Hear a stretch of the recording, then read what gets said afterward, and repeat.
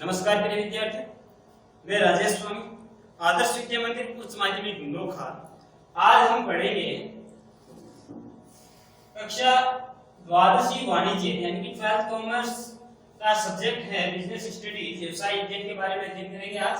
और टॉपिक है अपना मैनेजमेंट इंट्रोडक्शन, यानी कि व्यवसाय में प्रबंध का परिचय।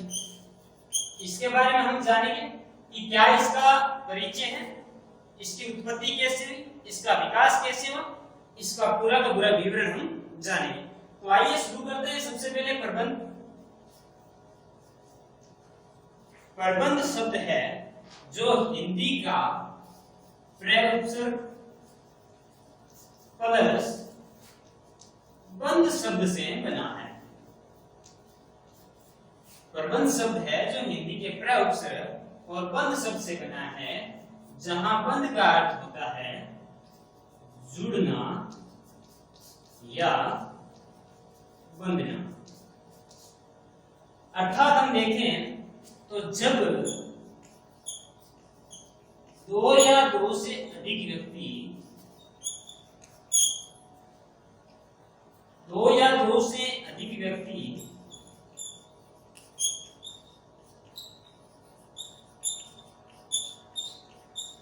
बंध कर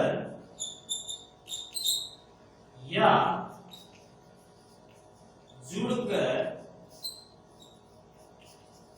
कोई संगठन बनाते हैं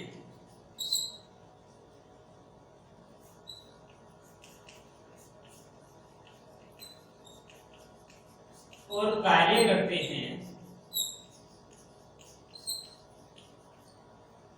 उसे प्रबंध कहते हैं।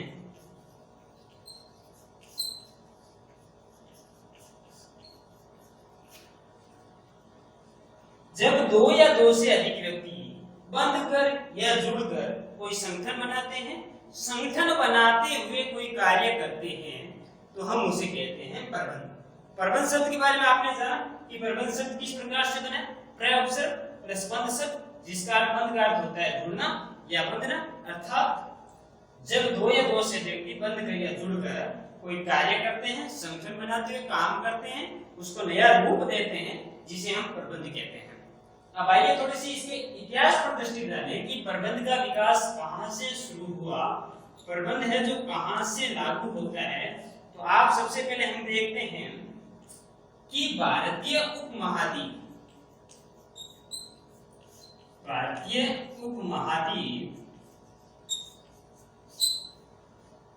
जिसे वर्तमान में आप देखते हैं पाकिस्तान, अफगानिस्तान, नेपाल, भूटान, पूरा का पूरा जो अखंड भारत था वह अखंड भारत भारतीय उपमहाद्वीप के अंतर्गत आता था।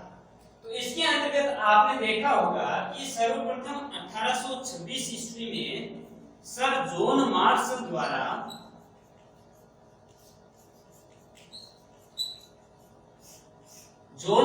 द्वारा पाकिस्तान के आसपास एक सड़कों की खुदाई की जा रही थी, यानी कि रेलवे पटरी बिछाई जा रही थी, जिसके अंतर्गत वहां के मजदूरों को कुछ सभ्यता के अवशेष प्राप्त हुए। उस सभ्यता के अवशेष प्राप्त हुए तो उन्होंने खुदाई के अंतर्गत उन स्थलों को सर जॉन मार्शल को बताया। सर जॉन मार्शल ने इंग्लैंड जाकर के इस बारे में बताया, तो उन्होंने बताया था कि यह सभ्यता है जो मिस्र की 950 सभ्यता के समान सभ्यता है, यह सिंधु घाटी सभ्यता नहीं है। लेकिन धीरे धीरे 1800 के बाद में 1921-22 में इस स्तर पर खुदाई की गई थी। आपको पता होगा कि सर्वप्रथम हड़प्पा सभ्यता सिंधु घाटी सभ्यता है, जिसे इंडस वैली भी कहते हैं।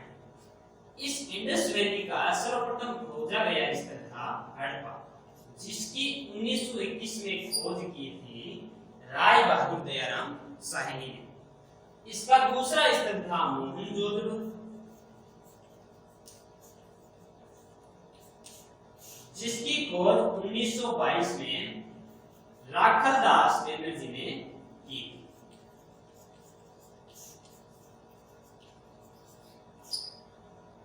1923 1953 के आसपास इसका खोजा स्थल था कालीबंगा, जो अपने राजस्थान में स्थित है, मानगढ़ जिले के आसपास। सबसे पहले गंगानगर में शामिल था, लेकिन गंगानगर और मानगढ़ अलग होने के बाद में यह मानगढ़ जिले में आता है।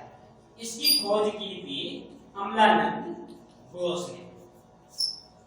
तो इन स्थलों के बारे में हम देखेंगे, इन स्थलों के बारे में हम जानेंगे कि यहाँ की प्रबंध व्यवस्था कैसी थी।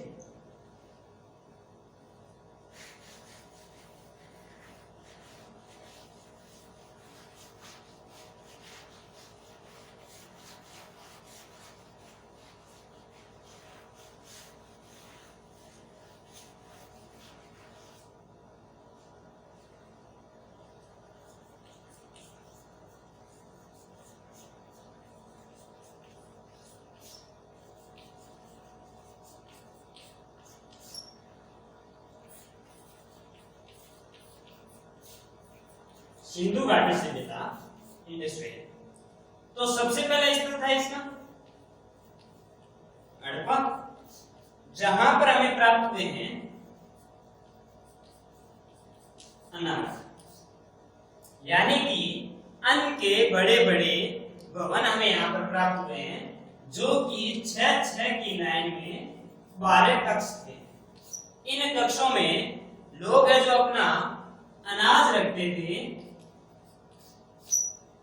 और दूसरा यहाँ पर प्राप्त हुआ है मोहनजोदड़ो से स्नानागार, जो कि एक विशाल स्नानागार था, जिसे जॉन मार्शल ने ऐतिहासिक भवन कहा है। इसको यह विश्व में जॉन मार्शल ने इसको ऐतिहासिक भवन कहा है। और यह सभ्यता विश्व की प्रथम नगरीय सभ्यता थी, यानी कि नगर यहाँ पर पाए गए थे। सबसे पहले भारत में लोग गांवों में निवास करते थे, लेकिन इसकी खुदाई के अंतर्गत हमें प्राप्त होता है कि यह विश्व की नगरीय सभ्यता, प्रथम नगरीय सभ्यता थी, यानी कि यहाँ पर नगरों का विकास हुआ। अब आपने देखा इन्हीं दो स्थलों में आपने देखा कि हड़प्पा में सबसे पहले अनागार प्राप्त हुए थे, जिसके अंतर्गत लोग समूह में अपना अनाज रखते थे। समूह में अनाज रखते थे तो यहाँ पर नाम आया समूह। एक व्यक्ति के पास ज्यादा धन, ज्यादा अनाज, ज्यादा पैसा, ज्यादा खनिज सामग्री नहीं होती थी, समूह में होती थी। और समूह में लोग क्या करते थे, अपना अनाज यहाँ पर रखते थे।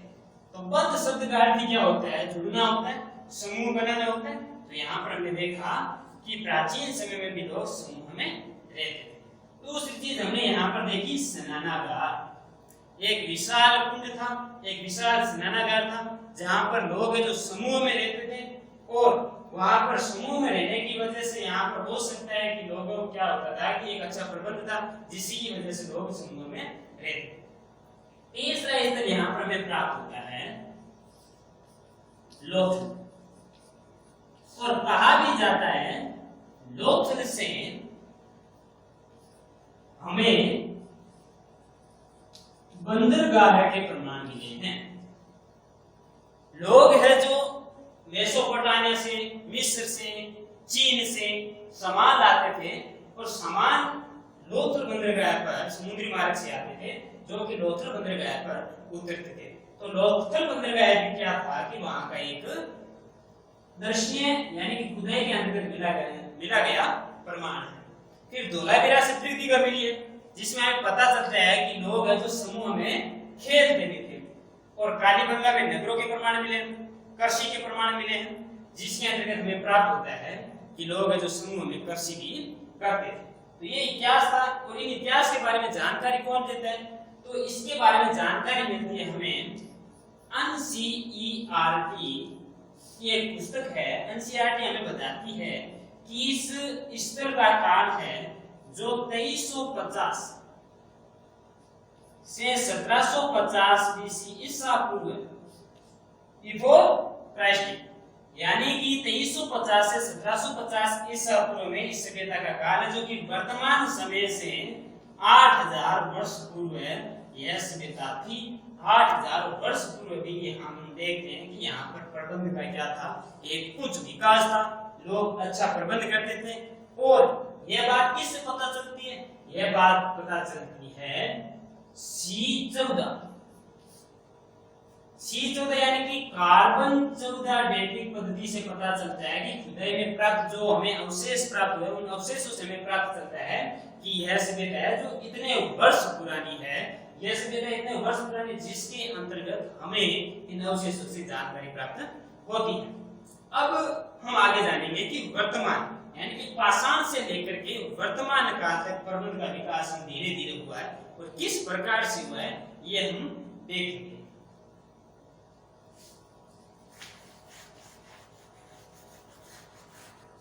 तो हमने देखा कि पाषाण काल से लेकर के वर्तमान काल तक धीरे धीरे विकास किस रूप में हुआ था, इसके अंतर्गत हमने जाना।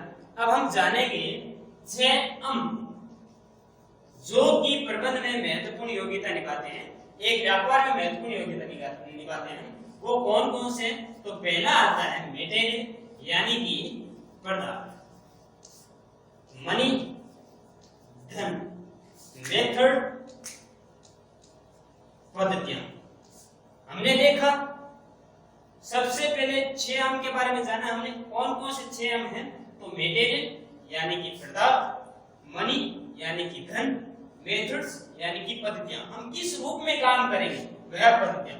उसके बाद में हमें चाहिए मानवीय संसाधन यानी कि मेन आदमी, हमें चाहिए भौतिक संसाधन यानी कि मशीनरी उत्पाद, और हमें चाहिए फिर हम जो उत्पाद बनाते हैं वो हमें मार्केट में बेचेंगे तो हमें चाहिए मार्केट यानी कि बाजार। अब प्रबंध का विकास धीरे धीरे हुआ जो कि 6 अंग से हुआ। मान लीजिए मनुष्य ने कृषि की, कृषि करने पर उसके पास में अनाज तो आ गया, अब उस अनाज का क्या करेगा?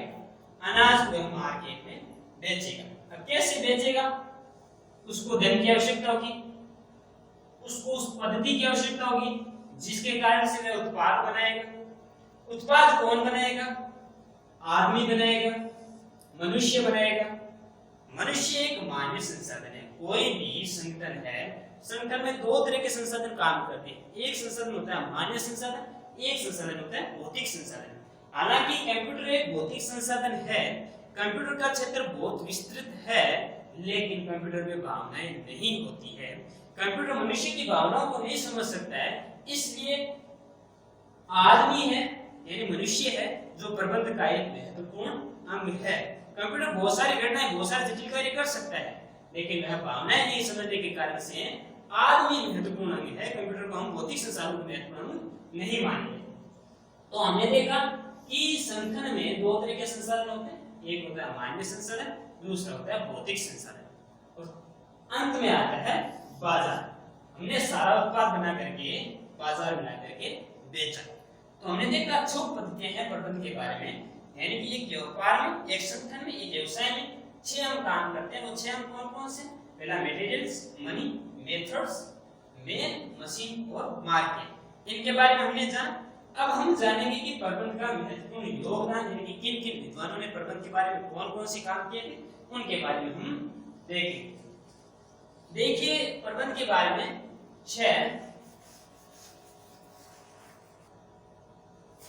अब हम जानेंगे, हमने देखा प्रबंध का इतिहास, इतिहास के बाद पाषाण से लेकर के वर्तमान काल तक प्रबंध ने किस प्रकार से कार्य किया। अब वर्तमान में प्रबंध में योगदान क्या क्या है, प्रबंध क्या है। तो प्रबंध की परिभाषा हम सबसे पहले देखें तो प्रबंध का अर्थ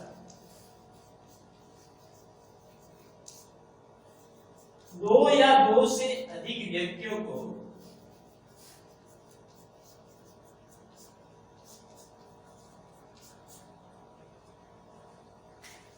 कार्य करवाते हुए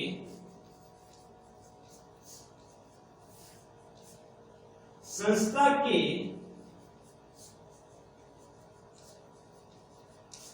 उद्देश्यों की प्राप्ति के लिए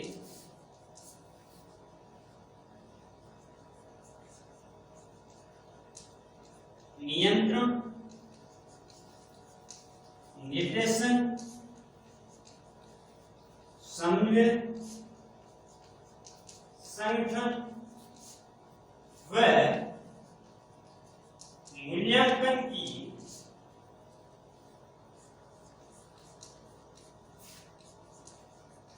प्रक्रिया है। प्रबंध क्या है? तो प्रबंध का अर्थ दो या दो से अधिक व्यक्ति मिल करके समूह का यानी कि संस्था का जो उद्देश्य है, संस्था का जो लक्ष्य है, उस लक्ष्य को प्राप्त करता है, जहां से हम निर्देशन, नियंत्रण, समन्वय, संगठन और मूल्यांकन की प्रक्रिया को क्या कहते हैं? प्रबंध कहते हैं। मान लीजिए एक व्यक्ति है, संस्था की बात ना करके हम सामान्य बात करें तो एक व्यक्ति है जो बाजार जाता है, या आपने गोवा घूमने का मन बनाया, आप गोवा घूमने के लिए जाएंगे तो सबसे पहले आपने सोचा कि हमें कितने पैसे लगेंगे गोवा जाने के लिए। आपने पैसे के बारे में सोचा, फिर आपने उस पैसे के बाद में आपने सोचा कि हम कौन से वाहन से जाएंगे, कौन से साधन से जाएंगे। हम एरोप्लेन से जाएंगे, हम बस से जाएंगे, हम खुद की कार करके जाएंगे। तो आपने साधन के बारे में सोचा, फिर आपने रास्ते के खाने के बारे में सोचा, आपने वहां रुकने के बारे में सोचा, आपने वहां घूमने के बारे में सोचा और आपने वापस आने के बारे में सोचा। यह सभी क्रियाएं हैं जो इस नियोजन के अंतर्गत आती है और नियोजन प्रबंध का एक महत्वपूर्ण अंग माना जाता है। नियोजन को हम कहते हैं प्लानिंग, यानी कि आपने सबसे पहले कार्य को करने के लिए प्लानिंग बनाई, आपने एक योजनाबद्ध तरीके से कार्य करने के लिए प्लानिंग बनाई और संस्था के अंतर्गत भी एक उद्देश्य को प्राप्त करने के लिए, एक लक्ष्य को प्राप्त करने के लिए सबसे पहले नियोजन किया जाता है। नियोजन, आपको अपना लक्ष्य मिल गया, आपको अपना उद्देश्य मिल गया, उद्देश्य की प्राप्ति के बाद में आप क्या करेंगे? संगठन बनाएंगे, संगठन बना करके आप उसका निर्देशन करेंगे, आप उनका नियंत्रण करेंगे और नियंत्रण करने के बाद जब आप उद्देश्य प्राप्त होगा तो आप उसका मूल्यांकन करेंगे। तो आपने देखा कि प्रबंध क्या है? प्रबंध नियोजन से लेकर के अंत में मूल्यांकन तक की क्या है? प्रक्रिया है, जिसे हम प्रबंध कहते हैं। अब हम कुछ विद्वानों के बारे में इसमें जानेंगे कि कौन कौन से विद्वान ने इसमें क्या क्या काम किया था। तो सबसे पहले हम इसके बारे में देखें तो प्रबंध के जनक, या हम कह सकते हैं प्रबंध के पिता, या हम कह सकते हैं प्रबंध के गुरु, यानी कि हम किन्हीं भी नामों से पुकारे लेकिन उनका योगदान इस प्रबंध में कम नहीं होगा। तो आइए जानते हैं सबसे पहले प्रबंध के गुरु या जनक। प्रबंध के गुरु हैं अपने पीटर ऑफ ड्रकर।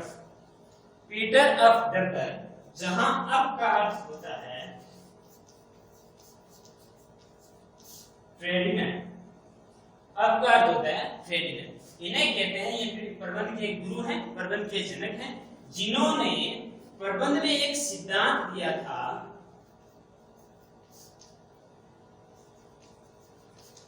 उद्देश्यों द्वारा प्रबंध। जब आपको अपना उद्देश्य पता होगा, आपको अपना लक्ष्य पता होगा, तभी तो आप उसका प्रबंध करेंगे। तो इन्होंने एक विस्तार से सिद्धांत दिया है उद्देश्य द्वारा प्रबंध, जिसे कहते हैं management by objective. Management by objective, MBO इस सिद्धांत का पूरा नाम है और कभी-कभी इसका फुल फॉर्म भी पूछ लेते हैं कि MBO का पूरा नाम क्या है। और आप पेपर उठा करके देखेंगे 2018-2019 का पेपर, तो आपको उसमें यह प्रश्न पूरा का पूरा 1 नंबर का मिलेगा और पहला ही प्रश्न मिलेगा कि प्रबंध के गुरु या प्रबंध के जनक कौन है। या यह पूछा जा सकता है कि उद्देश्य द्वारा प्रबंध किसने दिया था। दूसरा हम देखें तो आपको दूसरा प्रश्न यह भी मिल सकता है कि वैज्ञानिक प्रबंध के जनक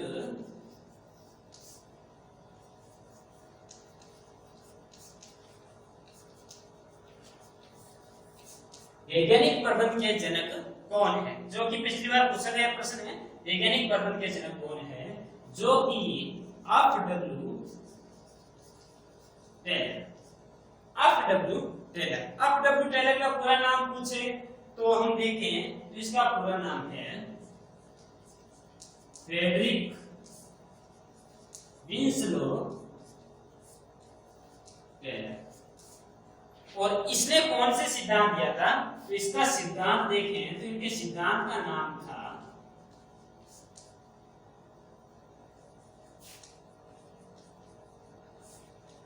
अपवाद द्वारा सिद्धांत।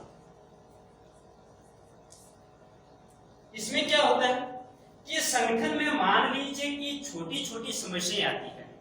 मान लीजिए कंप्यूटर खराब हो गए, मान लीजिए किसी कर्मचारी का वेतन अटक गया, मान लीजिए संस्था में थोड़ी सी छोटी सी चोरी हो गई।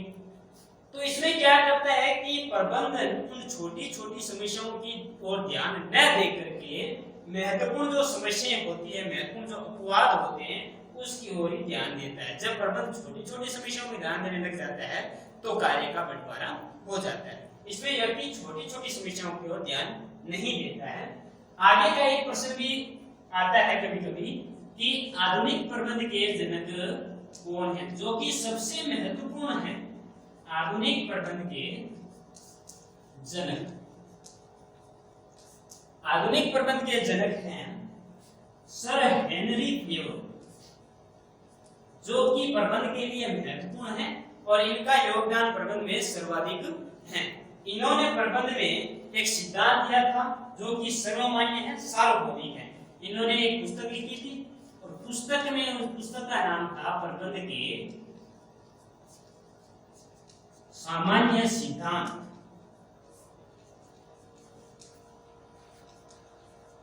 जिसमें इन्होंने क्या किया था, प्रबंध के 14 सिद्धांत दिए थे और ये प्रबंध के 14 सिद्धांत सार्वभौमिक है, सार्वमान्य है, यानी कि प्रत्येक देश में इन सिद्धांतों का अनुसरण करते हुए, इन सिद्धांतों का प्रयोग करते हुए प्रबंध किया जाता है। और अंत में देखें तो अपने भारत में भी प्रबंध हुआ था, भारत में भी प्रबंधन किया जाता है और भारत में प्रबंध लाने का श्रेय किसे जाता है?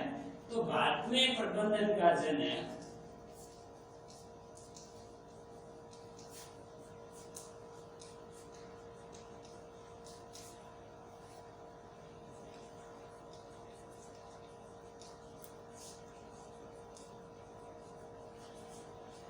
अरिंदम चौधरी, भारत में प्रबंधन के जनक हैं अरिंदम चौधरी। तो प्रबंध के बारे में हमने जाना कि प्रबंध के गुरु कौन हैं। तो प्रबंध के गुरु पीटर अबडकर, जिन्होंने सिद्धांत दिया उद्देश्य द्वारा सिद्धांत। फिर आता है वैज्ञानिक प्रबंध के जनक कौन है? वैज्ञानिक प्रबंध के जनक आप W Taylor, Frederick Winslow Taylor. फिर हमने जाना आधुनिक प्रबंध के जनक कौन है? तो आधुनिक प्रबंध के जनक हैं हेनरी फेवर। फिर हमने जाना भारत में प्रबंध के जनक कौन है? तो भारत में प्रबंध के जनक हैं अरिंदम चौधरी। अब कुछ परिभाषाएं हैं, जो इन परिभाषाओं के बारे में देखें तो सबसे पहले प्रबंध का हृदय किसे कहते हैं? अलग अलग वैज्ञानिक प्रबंध के अलग अलग हृदय मानते हैं।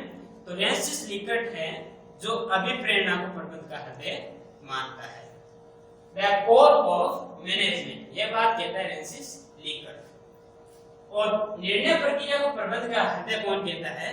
तो निर्णय प्रक्रिया को प्रबंध का हृदय कहता है। एक बात और यहाँ पर कुंटज ओडो ने समन्वय प्रबंध का सार है, यह बात कुंटज ओडो ने कहता है कि समन्वय प्रबंध का सार है। और हर्बर्ट साइमन कहता है कि निर्णय प्रक्रिया प्रबंध का हृदय है।